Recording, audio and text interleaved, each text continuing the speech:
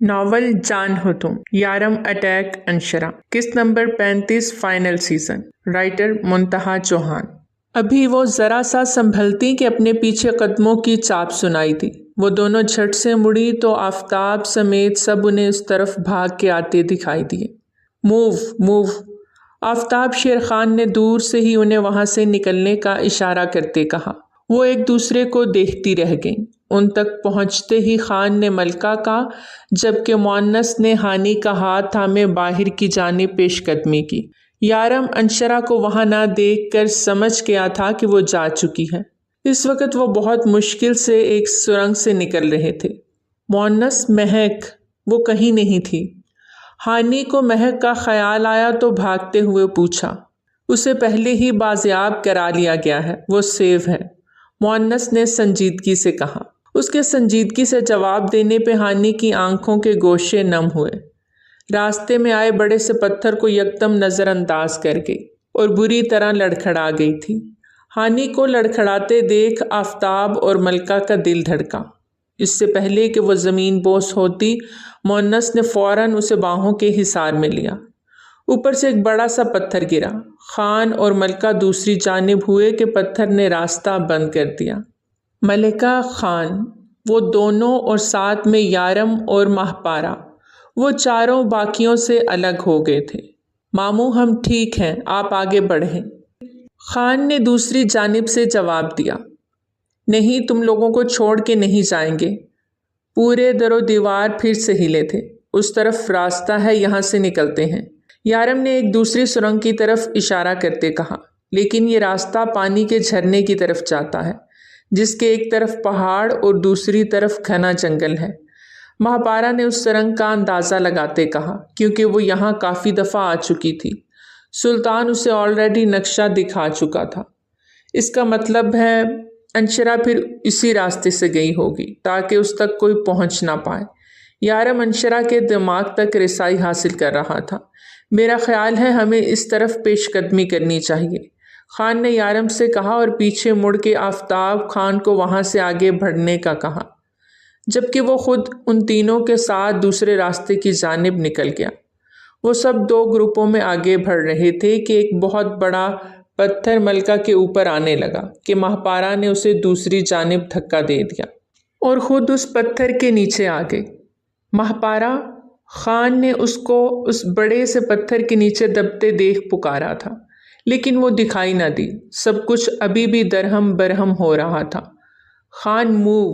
یارم نے اسے ساکت دیکھا تو پکارا، اسے جھنجھوڑتے ہوئے اس کے حواس میں واپس لایا۔ خان نے پلٹ کے ملکہ کو دیکھا جو منہ پہ ہاتھ رکھے آنسو بہاتے خان کو دیکھ رہی تھی۔ خان نے آگے بڑھ کے ملکہ کو گلے سے لگا لیا۔ مہاپارا جاتے جاتے بھی اپنی دوستی کا حق ادا کر گئی تھی۔ ملکہ کو بچا کے وہ خود موت کے منہ میں چلی گئی تھی۔ اس کا یہ احسان اب خان آخری سانس تک نہیں اتار سکتا تھا۔ سرنگ کے ایج پہ جا کے وہ تھم گئے۔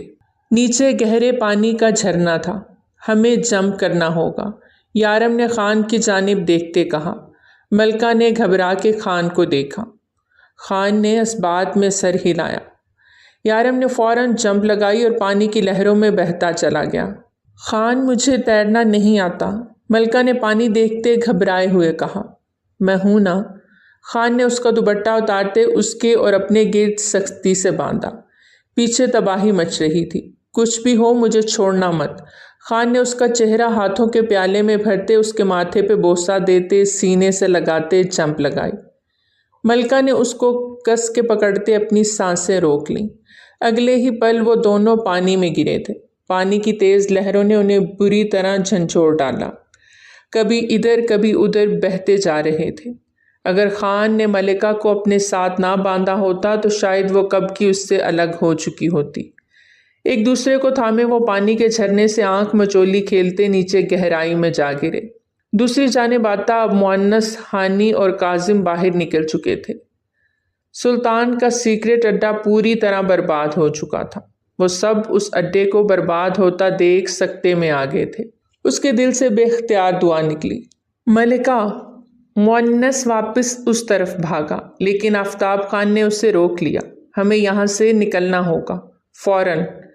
فی الحال مؤنث سسپینڈ ہے اور پولیس یہاں پہنچی تو ہم سب کے لیے مسئلہ بن جائے گا۔ آفتاب نے اسے سمجھانا چاہا، جبکہ کاظم سامنے سب کچھ برباد ہوتا دیکھ اس شخص کو یاد کر رہا تھا جو اس کے بالکل پیچھے کھڑا تھا۔ اس کی آنکھوں کا رنگ بھی تو بالکل کاظم کے جیسا تھا۔ تو کیا وہ میرا بیٹا ہے؟ کاظم کا دل بری طرح دھڑکا۔ کاظم چلو، آفتاب خان نے اسے بھی پکارا تو وہ چونک گیا۔ خان، وہ وہاں اندر میرا بیٹا، کاظم نے دکھی دل سے کہا۔ کاظم، وہ بعد میں دیکھیں گے، ابھی نکلو یہاں سے۔ خان سب کو وہاں سے لے کر نکلا۔ مونس تو جانے کے لیے تیار ہی نہیں تھا، لیکن ایک تسلی تھی کہ خان اس کی بہن کے ساتھ تھا اور وہ اپنی جان سے بڑھ کے اس کی حفاظت کرتا تھا۔ وہ لوگ وہاں سے نکلتے آگے بڑھ رہے تھے۔ حشام کے اچانک وہاں پہنچنے پہ وہ سب اپنی اپنی جگہ رکے۔ وہ واپس آیا تھا صرف یارم کی خاطر۔ یارم نے اس کے ذمے جو ذمہ داری لگائی تھی وہ مکمل کرنے کے بعد ہی وہ وہاں پہنچا تھا۔ وہ مر تو سکتا تھا لیکن یارم کو اکیلا چھوڑ کے نہیں جا سکتا تھا۔ حشام نے ان سب کو گاڑی میں بٹھایا۔ شاہ بھائی کہاں ہیں؟ اس نے پریشانی سے پوچھا۔ ایک پل کو وہ سب چپ ہو گئے اور وہ اور خان دوسرے راستے سے آ رہے ہیں، امید ہے کہ وہ خیریت سے ہوں گے۔ خان نے گہرا سانس بھرتے پھولی سانسوں سے کہا۔ کچھ سوچتے ہوئے حشام انہیں لیے گاڑی کو ریورس کرنے لگا۔ مونس سر جھکائے بیٹھا خان اور ملکہ کو سوچ رہا تھا۔ وہ بار بار پلٹ کے اس سڑک کو دیکھ رہا تھا جو وہ پیچھے چھوڑے جا رہے تھے۔ اس کا دل کسی صورت نہیں مان رہا تھا کہ وہ ذیشان اور ملکہ کو چھوڑ کے وہاں سے جائے۔ اس نے امید بھری نظروں سے باپ کو دیکھا کہ شاید وہ گاڑی رکوا دے، لیکن انہوں نے سر نفی میں ہلایا تو وہ لب بھینچ کے رہ گیا۔ اونچے نیچے راستوں سے ہوتی وہ اپنی منزل کی طرف گامزن تھی۔ بریف کیس کو مضبوطی سے تھامے وہ چلتی جا رہی تھی۔ اسے جلد از جلد اپنی منزل تک پہنچنا تھا، لیکن راستہ دشوار گزار تھا۔ اسے چلنے میں مسئلہ ہو رہا تھا۔ اچانک اس کے پاؤں میں کچھ چبھا تھا۔ وہ کراہتی ہوئی وہیں نیچے بیٹھ گئی۔ ایک پہلے ہی اسے بازو پہ چوٹ آئی تھی اور اب پاؤں میں کوئی کانٹا چبھ گیا تھا۔ اسے نکالتی وہ پھر سے اٹھتی کہ اتنے میں اسے گولیوں کی بوچھاڑ سنائی دی۔ اب یہ کون آ گیا؟ اس کا رنگ یکلخت ہی متغیر ہوا۔ قدموں کی چاپ سنتی وہ اپنی جگہ ساکت ہوئی۔ وہ مجھ تک نہیں پہنچ سکتے۔ انشرا فوراً اپنی جگہ سے اٹھ کھڑی ہوئی کہ اسی لمحے وہ شخص بالکل اس کے سامنے آن کھڑا ہوا۔ انشرا کا دل اچھل کے حلق میں آیا۔ سامنے کھڑے شخص کی نظروں میں انتہا کی شفافیت تھی۔ نیلی آنکھیں اس وقت لال انگارہ تھیں۔ انشرا دل ہی دل میں اس سے سخت خوف کھا گئی۔ بریف کیس میرے حوالے کر دو، سرد لہجے میں کہتے اس نے گن کا رخ اس کی جانب کیا۔ انشرا حیران نظروں سے اس شخص کو دیکھنے لگی۔ تم مجھ پہ گولی نہیں چلا سکتے، انشرا نے جیسے خود کو تسلی دی۔ بریف کیس مجھے دے دو، اس نے ایک ہاتھ آگے بڑھایا جبکہ گن کا رخ ابھی بھی اسی کی جانب تھا۔ انشرا نے بریف کیس اپنے سینے سے لگاتے نفی میں سر ہلا دیا کہ اس شخص کی گن سے گولی نکلی اور ایک چیخ بلند ہوئی۔ انشرا نے جیسے ہی آنکھیں کھولی اس کے پیچھے کھڑا شخص نیچے گرا تھا جو یارم کی گولی کا نشانہ بنا تھا۔ اس نے دہل کے یارم کی جانب دیکھا جس نے ابھی بھی گن اس کی طرف تانی ہوئی تھی۔ گیو می، وہ ابھی بھی سرد اور برفیلے لہجے میں بول رہا تھا۔ انشرا نے قدم پیچھے کی جانب لیے۔ یارم شاہ نے غصے سے آنکھیں میچ کے کھولیں۔ وہ لڑکی ہمیشہ ہی اس کے لیے امتحان کھڑا کرتی تھی، اب بھی وہ یہی کر رہی تھی، جبکہ دوسری طرف دشمن پھر سے الرٹ ہو چکے تھے۔ انہیں بھی یہی بریف کیس چاہیے تھا اور کسی بھی وقت وہ یہاں پہنچ سکتے تھے۔ اس بریف کیس میں بہت سے راز تھے جنہیں یارم شاہ کو جاننا تھا ہر حال میں، لیکن انشرا اس کے لیے کوئی کام آسان رہنے دے ایسا تو ممکن ہی نہیں تھا۔ یارم غصے سے آگے بڑھا۔ وہیں رک جاؤ شاہ، ورنہ یہ بریف کیس میں یہاں سے نیچے پھینک دوں گی۔ وہ وہاں کھڑے گہری کھائی کی جانب بریف کیس کو کرتی اسے وارننگ دینے لگی۔ یارم شاہ نے لب بھینچے اپنے قدم روک لیے۔ تم میرے ہاتھوں مر جاؤ گی انشرا، یارم غصیلے انداز میں غرایا۔ یہی تو مان ہے مجھے کہ کوئی بھی مار دے، یارم شاہ انشرا صدیقی کو نہیں مار سکتا۔ وہ پورے یقین سے بولتی اسے گہری نظروں سے دیکھ رہی تھی۔ آئی ول کل یو انشرا، وہ دانت چباتے بولا۔ مجھے مارنا ہے یا بریف کیس چاہیے تمہیں؟ وہ اترا کے بولی۔ کیا چاہتی ہو اب؟ یارم شاہ نے ہتھیار ڈالے کیونکہ وہ سچ کہہ رہی تھی۔ یارم شاہ مر سکتا تھا لیکن اس پہ وار نہیں کر سکتا تھا، اور اسی بات کا وہ ناجائز فائدہ اٹھا رہی تھی۔ یہاں سے جانا چاہتی ہوں اور مجھے بحفاظت یہاں سے نکالو گے۔ انشرا جتنے سکون سے بول رہی تھی اتنے سکون میں وہ تھی نہیں۔ اس کے بازو سے خون بہہ رہا تھا، اس کے بازو پہ چوٹ آئی تھی جبکہ پیر پہ بھی کانٹا چبھا تھا۔ درد کی شدت حد سے بڑھتی جا رہی تھی، لیکن وہ ڈھیٹ بنی یارم شاہ کے مقابل کھڑی اپنی شرطیں رکھ رہی تھی، جبکہ یارم شاہ اس کے بازو کا زخم دیکھتا اپنے لب کو دانتوں تلے دبا گیا۔ وہ اتنی تکلیف کیوں سہ رہی تھی؟ آخر وہ کس کے لیے کام کرتی تھی؟ اسے بریف کیس کیوں چاہیے تھا؟ اگر تو وہ مونس کی ہائر کی ہوئی تھی تو بریف کیس کو یوں لے کے بھاگتی نہ، لیکن اگر بھاگی تھی تو وہ کسی اور کے لیے کام کر رہی تھی جسے جاننا اب یارم کے لیے انتہائی ضروری ہو گیا تھا۔ خان اور ملکہ پانی کی جھیل سے گزرتے ہوئے ایک کھلے میدان میں پہنچ گئے۔ ملکہ اس کے ساتھ لگی بے ہوش ہو چکی تھی۔ پانی نے ان دونوں کو ٹھٹھرنے پہ مجبور کر دیا تھا۔ ملکہ تو پہلے ہی اس آئس روم میں کتنا وقت گزار کے آئی تھی، اور اب اس ٹھنڈے یخبستہ پانی نے رہی صحیح کسر نکال دی تھی۔ خان نے اسے زمین پہ لٹاتے اس کی سانسیں چیک کی، کان لگا کے اس کی دھڑکن کو محسوس کرنے لگا جو بہت مدھم چل رہی تھی۔ ملکہ پلیز اوپن یور آئیز۔ وہ خود مکمل بھیگا ہوا تھا، پورے جسم میں ٹھنڈ کی شدید لہر اٹھ رہی تھی، لیکن اسے اپنی نہیں اپنی ملکہ کی فکر تھی۔ اسے اپنی سانسیں دیتا وہ پینک ہو رہا تھا۔ ملکہ کا آنکھیں نہ کھولنا اسے سخت پریشان کر رہا تھا۔ ارد گرد دیکھا تو اسے کچھ بھی مدد کے لیے دکھائی نہیں دیا۔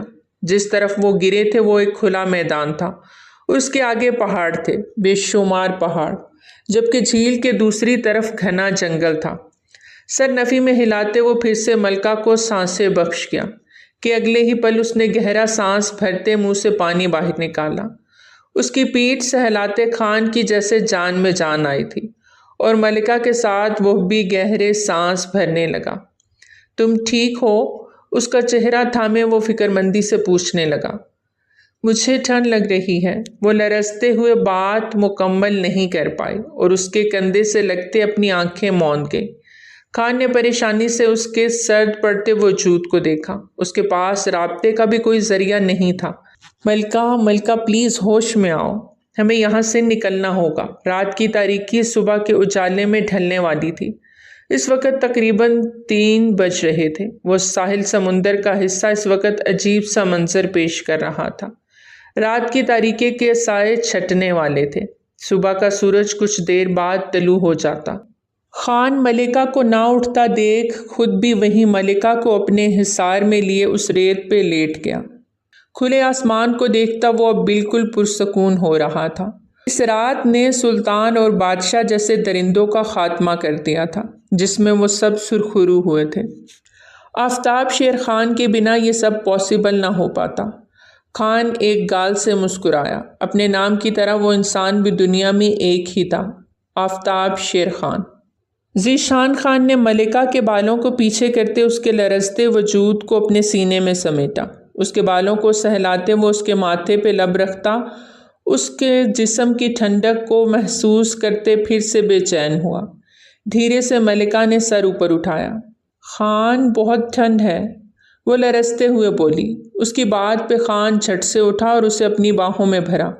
وہ اس کے سینے میں چھپتی جا رہی تھی۔ خان اسے مزید خود سے لگاتا پہاڑوں کی جانب بڑھا۔ پہاڑوں کے ایک طرف بنے راستے کی جانب بڑھتا وہ چھپنے کی جگہ ڈھونڈتا آگے بڑھتا جا رہا تھا۔ ایک جگہ جا کے وہ رکا، سامنے کچھ درختوں کے جھنڈ دیکھتا وہ اس طرف بڑھ گیا۔ درختوں کی اوٹ میں ہوتے وہ اس سے لیے ایک جگہ پہ بیٹھا تھا۔ وہاں پہ ٹھنڈ کا اثر تھوڑا کم محسوس ہو رہا تھا۔ انہیں اس وقت آگ چاہیے تھی جو ان کے جسموں کو گرم کر سکتی تھی، پر خان کو آگ جلانی کہاں آتی تھی۔ پرانے وقتوں میں لوگ پتھروں کو آپس میں رگڑ کے آگ جلا لیا کرتے تھے۔ خان سر پیچھے گراتے مسکرایا تھا۔ کیا مجھے بھی یہی کرنا پڑے گا؟ وہ اپنی ملکہ کو اپنے ساتھ چپکتے دیکھ گہرا مسکرایا۔ اسے ایک طرف لٹاتا اپنی جیکٹ اس کے اوپر ڈالتے وہ درختوں سے بڑی بڑی ٹہنیوں کو بمشکل اکھیڑتا انہیں ایک جگہ اکٹھا کرتا چلا گیا۔ اس سب میں اس کے جسم میں حرارت پیدا ہوئی، اسے اب ٹھنڈ کم لگ رہی تھی۔ ساری ٹہنیوں کو اکٹھا کرتے اب وہ کچھ پتھروں کی تلاش میں تھا جن سے آگ بن سکے۔ کچھ پتھروں کو اس نے چیک کیا لیکن وہ آگ نہیں پکڑ رہے تھے۔ وہ اچھے پتھروں کی تلاش میں پہاڑوں کے دوسری جانب نکلا کہ اس کو کچھ اچھے پتھر مل گئے۔ کاش بیئر گرل کی طرح میں بھی جنگل سروائیول ہوتا تو آج پلک چھپکتے آگ لگا لیتا۔ کچھ پتھروں کو لیے واپس آتا تعصب سے سوچ رہا تھا۔ کافی پتھروں کو آپس میں رگڑتا وہ آگ بھڑکانے کی کوشش کر رہا تھا لیکن بے سود رہا۔ صبح کا سورج نکلنے میں ابھی کافی وقت تھا اور ملکہ ٹھنڈ سے لرز رہی تھی۔ ان کے کپڑے گیلے تھے۔ اپنی شرٹ اتار کے ایک طرف رکھتا پورے زور و شور سے آگ بھڑکانے لگا کہ اچانک پتھروں سے آگ نکلی اور ساتھ ہی بجھ گئی۔ لیکن خان کو بے انتہا خوشی ہوئی۔ پہلی بار اس نے پتھروں کو رگڑ کے آگ نکالی تھی اور پھر تھوڑی ہی کوشش میں وہ آگ جلانے میں کامیاب ہو گیا۔ ملکہ کے قریب جاتے اسے گیلے کپڑوں سے آزاد کرتے اس کو اپنی شرٹ پہنائی جو اب کسی حد تک سوکھ گئی تھی۔ اسے اپنے سینے سے لپٹائے وہ آگ کے قریب بیٹھا تھا۔ اس کے ماتھے پہ اپنے لب رکھتا وہ اس کے جسم کو سہلاتا اسے حرارت بخش رہا تھا۔ آگ کی تپش سے ملکہ کو بہت سکون مل رہا تھا اور خان کی باہوں میں تو اس کی جنت تھی۔ اس کے چہرے نے مسکان کو چھوا۔ وہ اس پہ اندھا بھروسہ کرتی تھی۔ وہ تھا بھی تو بھروسے کے قابل، چاہے جانے کے قابل۔ اس کا عشق تھا، اس کا جنون تھا اور وہ اس کی جان تھی۔ دھیرے سے ملکہ نے لب خان کے برہنہ سینے پہ رکھے تو خان کے جسم میں جیسے سپارک توڑا۔ وہ ان حالات میں بھی اس کے جذبات جگانے میں پوری مہارت رکھتی تھی۔ اس کے گالوں پہ لب رکھتا وہ اسے مزید سمٹنے پہ مجبور کر گیا۔ بیوی تم مجھے بہکا رہی ہو، باز آ جاؤ، اپنے لیے مشکلیں مت کھڑی کرو۔ ذیشان خان کی بات پہ ملکہ کے دل کی دھڑکن تیز ہوئی جسے خان اپنے سینے میں دھڑکتا صاف محسوس کر رہا تھا۔ خان مجھے پتہ ہے کیا لگ رہا ہے۔ جسم میں گرمائش بھری تو وہ بھی اب نارمل انداز لیکن دھیمی آواز میں خان کو مخاطب کر رہی تھی۔ کیا لگ رہا ہے؟ خان نے گھمبھیر انداز میں پوچھا۔ یہی کہ ہم جنگل میں اپنا ہنی مون منانے آئے ہیں، وہ شرارت سے بولی۔ خان اس کی بات پہ اس کو مزید اپنے ساتھ بھینجتا آنکھیں میچ گیا۔ اس کی ملکہ نے اس کے جذباتوں میں ہلچل مچا دی تھی۔ وہ جو اتنی دیر سے خود پہ کنٹرول کیے ہوئے تھا، ملکہ کی چھوٹی چھوٹی شرارتوں نے اسے خود پہ چھانے پہ مجبور کر دیا تھا۔